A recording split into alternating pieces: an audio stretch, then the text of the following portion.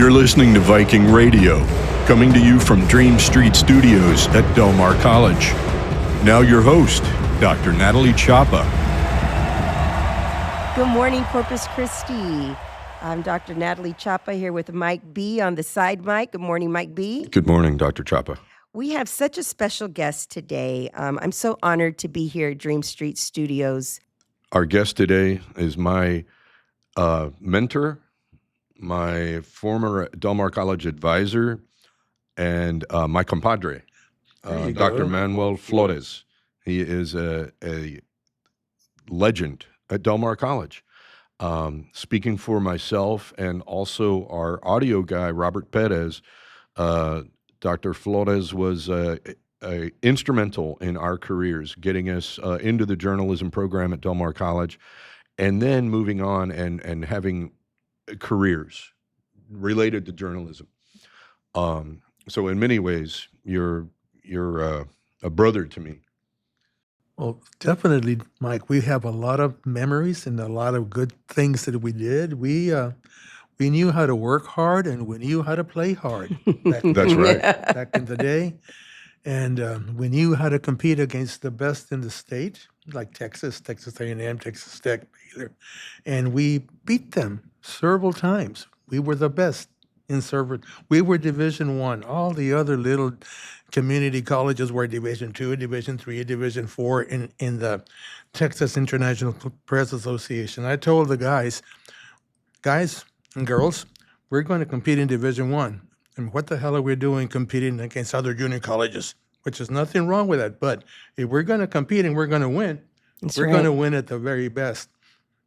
21 year, we won 25 awards. And of course, Robert Mollinger, who's the advisor now, Robert is doing the continues. Same thing. And so that's the type of thing I was, because I was preparing journalists that could go out into the world right out of junior college, not out of a four-year school, but right out of junior college. And I'm pretty sure that you guys did very well. I'm very proud of you. And your classes weren't easy. No, they weren't supposed to be, right? They were supposed to be. By the way, there was one time when we got a warning at the Foghorn office that there was a guy that was coming to our office to shoot at us, to kill us, because we had done a story that he lost the weightlifting thing at the gym, and he had won, but he had been disqualified. So our story said who won. Mike, forget his last name, was the one another Mike, was the one who did it. And sure enough, the guy was walking up the stairs coming to our office in the Harvard Center, and he was armed. And he was going to, the cops, the campus cops came and stopped him. But Wow. we were dealing in the real world. And remember the tornado that hit Del Mar West? That was after yes. my time. That was after my time, but I have heard that, yeah. That tornado at Del Mar West, we were keeping tabs of it on the scanner back then, and it basically said it came through the farm roads and it's going to Del Mar College West. So me and a bunch of guys said, how many of you want to go see where the tornado is? So we climbed in my pickup truck, drove up there. Oh, my. And then it started pouring. It was raining. And in the middle of the road, we saw this young girl, maybe 14, 15, 16, totally drenched, totally lost.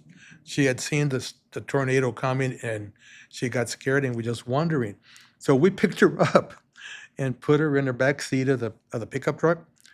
And as we did that, we saw the tornado hitting Del Mar West. And how in the world they were still giving classes at the time is beyond me. But this was before all the emergency things that we had. And one of our professors died. He got crushed by the falling debris at Del Mar West. So the point is, we were there to cover the news, and they did.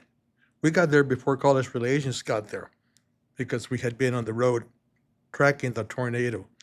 But that's the type of events that build character and build, I believe, journalists, true journalists. And that's what I wanted to do, was to build people that understood the news, understood that they had to have courage, and understood the consequences if you don't, number one, report the facts. That was the most important thing to me at that time. So you were here at Del Mar for how many years? Almost 20. Almost 20. But then you continued your teaching at Texas A&M University, Kingsville? Yes, I went to Texas A&M University, Kingsville, for the main reason that I could do research and I could write books. I honestly did not have time here at Del Mar. Right. We're teaching, because we're a teaching college. Yes. We're a teaching college. Yes. Didn't have to do that. And so the opportunity came out, and it wasn't because of the money. Basically, Del Mar pays better than A&M Kingsville still, by the way. Really? For faculty. And so I just went for the opportunity to be able to write books and do research and be more of an academic. I believe at Del Mar College I was a true teacher, which I love, and that gave me the opportunity to move on. Well, and so your name has already come up here Really? during the radio show. So we had Omar Lopez with AEP Yes, Texas, Omar. who talked. He owes me a feature story, by the way. He does. Yeah, I know. Tell him you see him. Okay, we'll text him. I'm still waiting for his feature story. Okay. Oh, we're on it.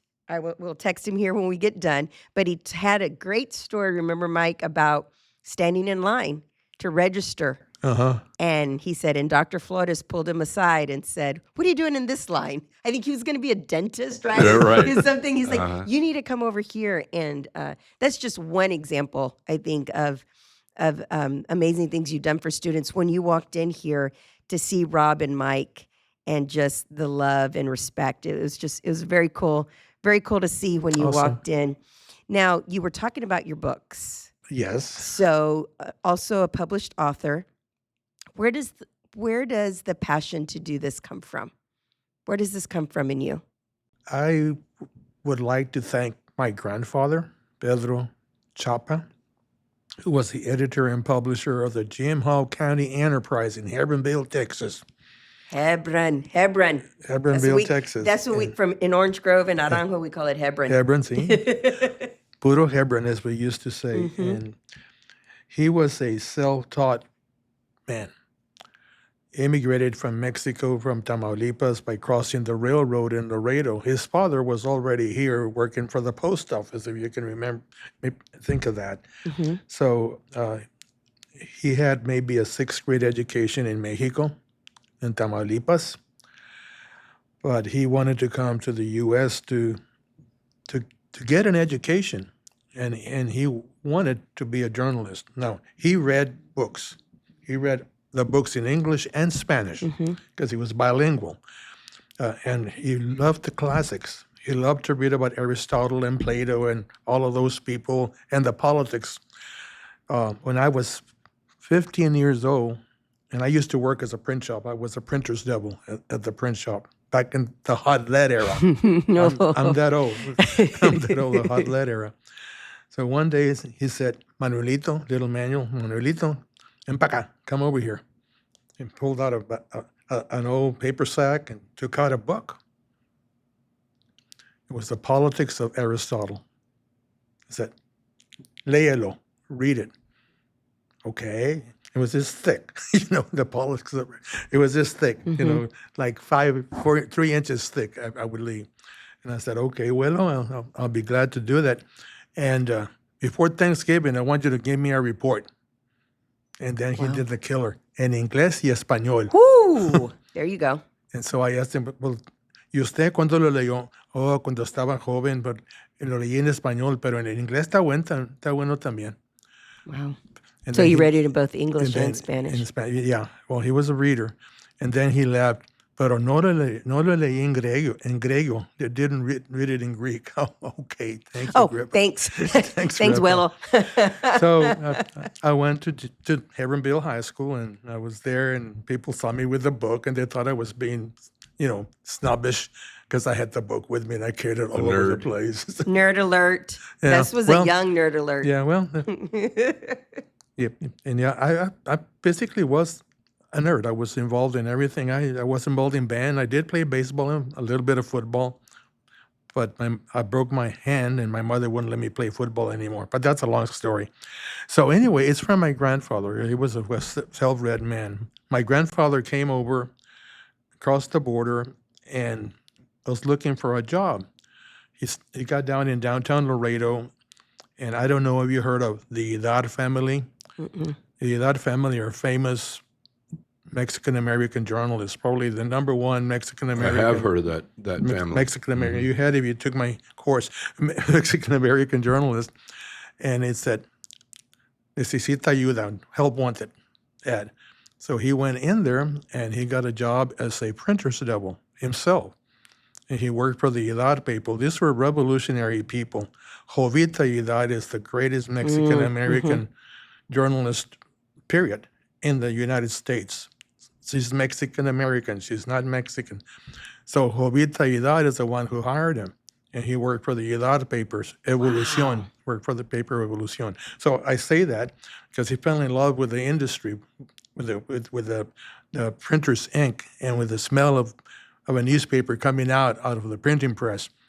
So Jovita told him he needed to get a certificate in printing and journalism. Well, there were no schools in Texas that had certificates. They had J schools, journalism schools, but they didn't have anybody that gave out a certificate in printing. So he went to New Orleans and Tulane. He went to Tulane. Wow. And Talk about a culture shift he from Laredo to New Orleans. he was very cosmopolitan. I mean, he had been Impressive. to Mexico City and stuff, like in Monterrey. So he stayed 1 or 2 years over there and got his certificate in printing from Tulane, and then came back and worked again as a reporter and a printer in Laredo, 2 or 3 Laredo papers, including the Laredo Times. And then he had a chance to get a job in Hebron, and he became the assistant editor in Hebron. And eventually, he wanted to buy the paper, and the old man that ran the paper back then in the 1930s, well, I want to retire and go back to East Texas. And so he told him, Pedro, do you want to buy the paper? Well, he was just a printer's devil. He didn't have that much money. And the old man said, I'll sell it to you for $1, and then we'll talk later. So he bought the paper for $1. I'm not kidding. That's awesome. And of course, later on, the man wanted a banknote and all that stuff, and maybe it was $10,000 to $15,000, which is a lot of money back then in the 30s. So he was the one that encouraged me to read books, and you should see the libraries he had at home, everything, and the books that he gave my mother. Every classic you want to read. So I picked up my sense of reading books and loving books from him, and for writing. He had a weekly column called Chaparral. Chaparral in Texas, in the brush country, means just that, the brush country. The brush. Chaparral. And so that's where I got my impetus to become a writer and a journalist, and maybe later an author if I could. And I have to thank him for being the muse that started me in this career. I'm forever grateful, forever grateful. We'll be right back. This is where you want to be, to dream, to grow, to graduate and succeed. This is Oso Creek Campus at Del Mar College, home to core classes and signature programs with cutting-edge labs and state-of-the-art facilities. This is a place of innovation, transformation, and support. This is your time, your future. This is where you belong. Learn more at dmcdreams.com.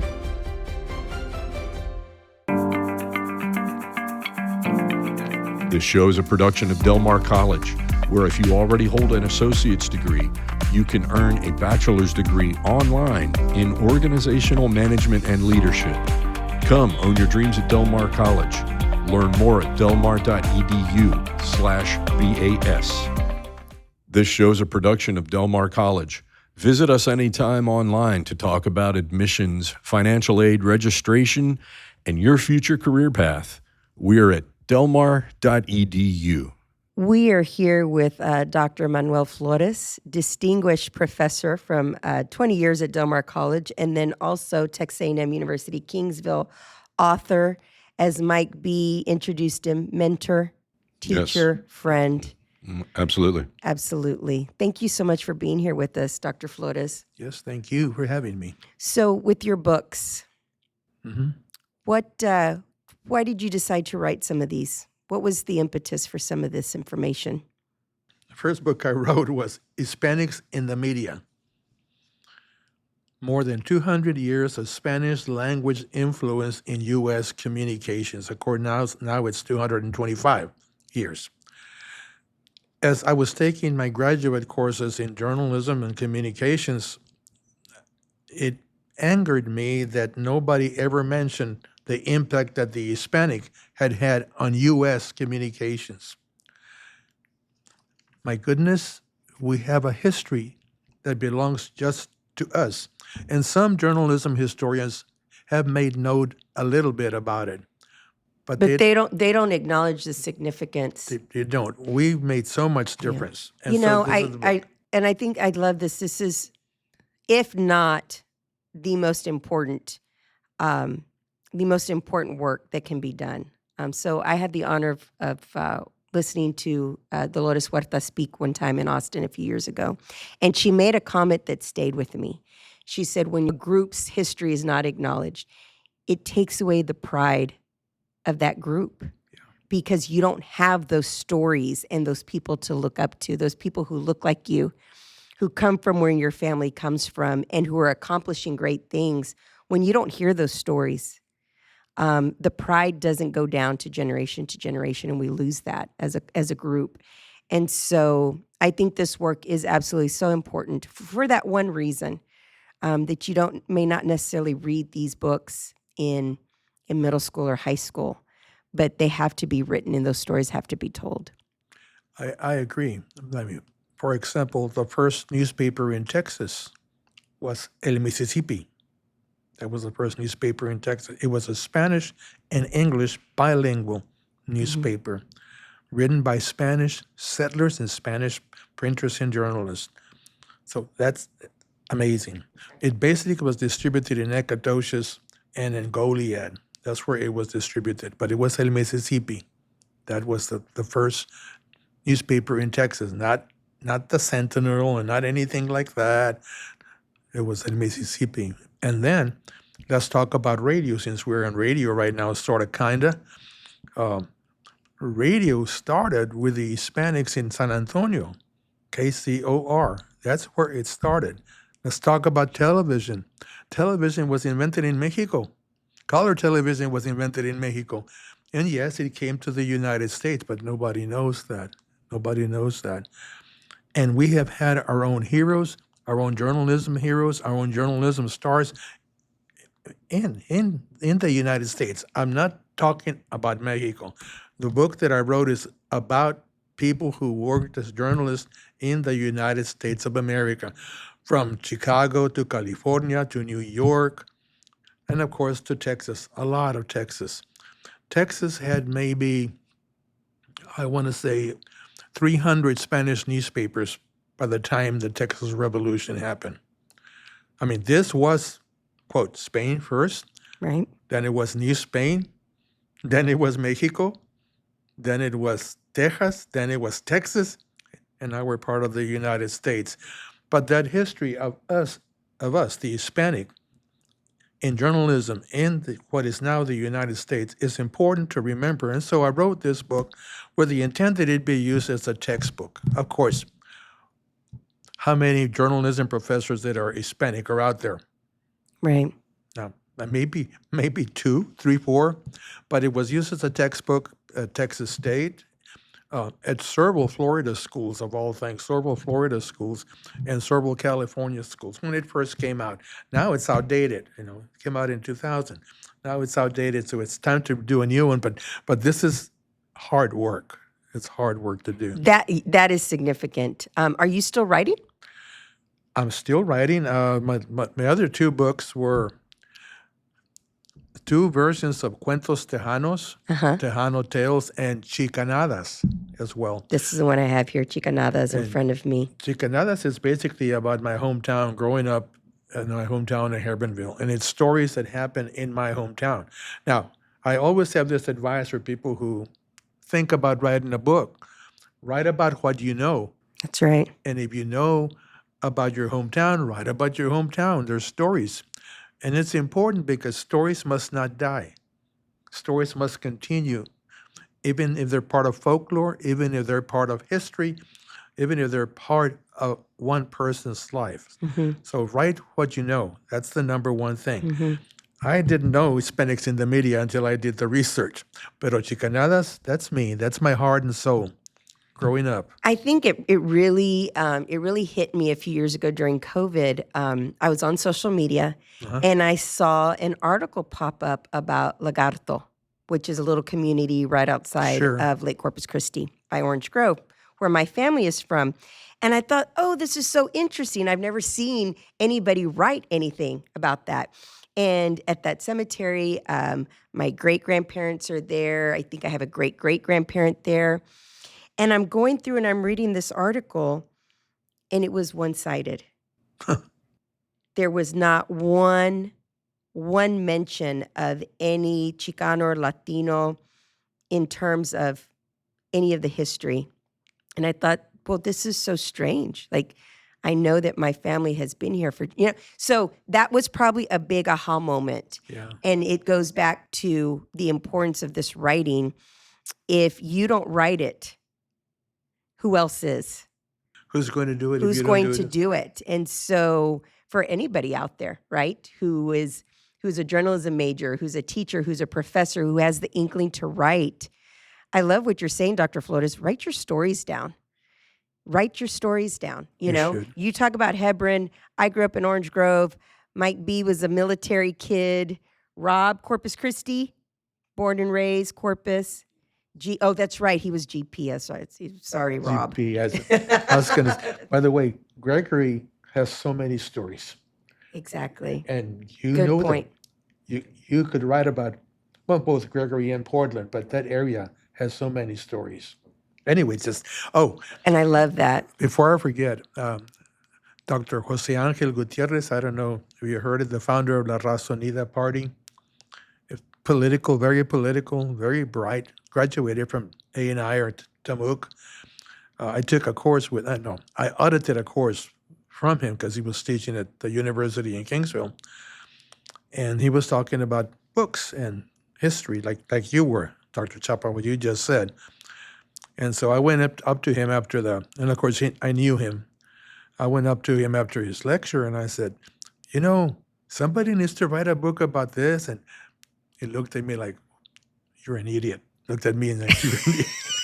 And I said, yeah, and he wrote a book about this. He puts his hand up and stops me. He said, Dr. Flores, you write it.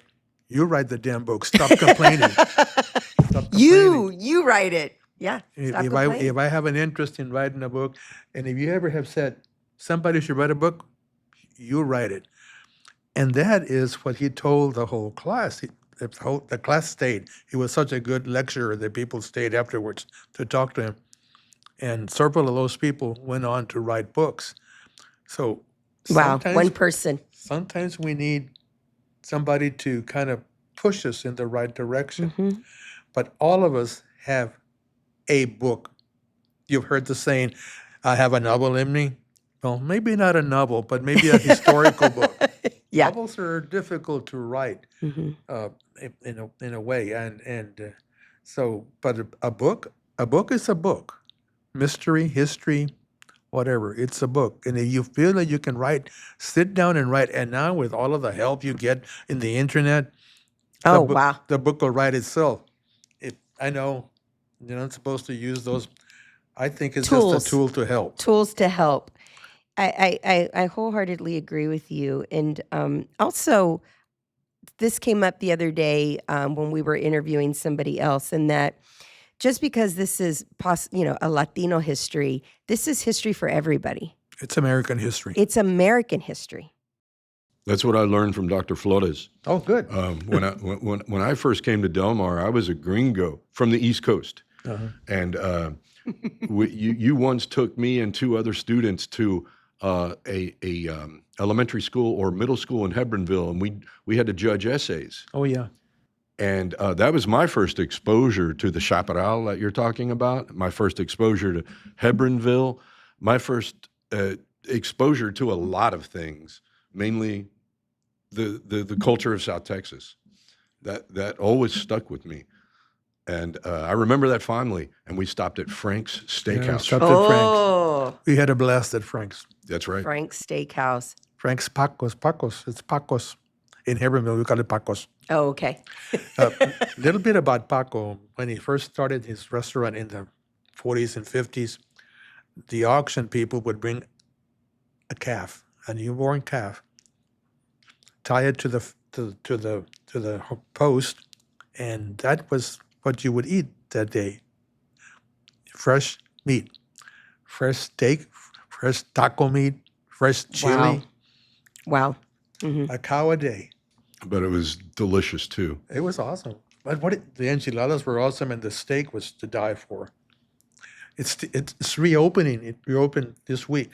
Oh, really? The old man died, and then this son took over, and he died. But it's reopening. So here's a plug for Paco's restaurant in Hebronville, Texas. I think we're gonna need to make a road trip. Yes, definitely. I haven't been to Hebron in so long. It's due. I'm due for. Why would you I'm go due to for a Hebron trip. unless you're going to go eat at Paco's? Well, I think that's enough for me. Or to visit relatives. That is absolutely enough for me.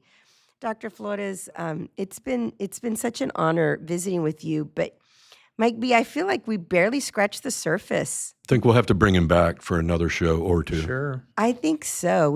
I think we would love to have you as our regular guests. And for our audience out there listening, how do we find your books? If somebody wants to pick up, They're online under Manuel Flores. okay, Manuel C. Flores Jr. Yes, they're online, and you can get them there, or you can text you guys, and Mike and Robert can text me, and I'll be glad to send them a copy. Mm-hmm. When I mail a copy, I don't charge for it. I just, here, thanks for asking for my book. I have several copies at home, so that's good. Oh, but before I forget, when I came to Del Mar, the first things I taught was political science. I taught government. I taught government for 2.5, 3 years maybe, until the job came open in journalism. So when that came open, and I was an adjunct in political science, but that came open, I wanted it full time. So I applied, and I got lucky enough to get it, and it was fantastic. I really enjoyed it. They treated me so well at Del Mar College. Del Mar College professors, they're the best. They're into teaching. We wholeheartly agree. That's They're, right. they're Yes. into teaching, and they want their students to succeed, not in class. It's good to get an A and that type of stuff, but to succeed in life. And then to go represent their community, in this case, Corpus Christi, to represent their community. At the university in Kingsville, it's to represent the state and the nation and the world. Absolutely. That's what we did. A little bigger audience there, but that's the professors at Del Mar, they'll give their heart, they'll give their lives to the students. And that's why that's one of the many reasons that we love working here is you can see the passion in our professors and the reason why they come and they teach. And it truly is an honor. And so I'm sure all your fans out there in Corpus Christi enjoyed hearing you this morning. Thanks for sharing your time with us. Again, this has really been an honor. And I would love for you to come back and visit. Just tell me when. And thank you, Dr. Chapa, for having me. Mike, Robert, gracias for having me. It's great to see you guys again. I'm very proud of you, honestly. I tell you that all the time, Mike. Robert, I don't see you as often, but whenever I do, I tell you I'm very proud of you. At the graduation, I told you that. That's right. My granddaughter graduated from Del Mar. Oh, she did. Nice. Yes, Yes. she did. She's going to be a nurse. Awesome. Awesome. Mucho respeto, compadre. Mucho respeto. Gracias.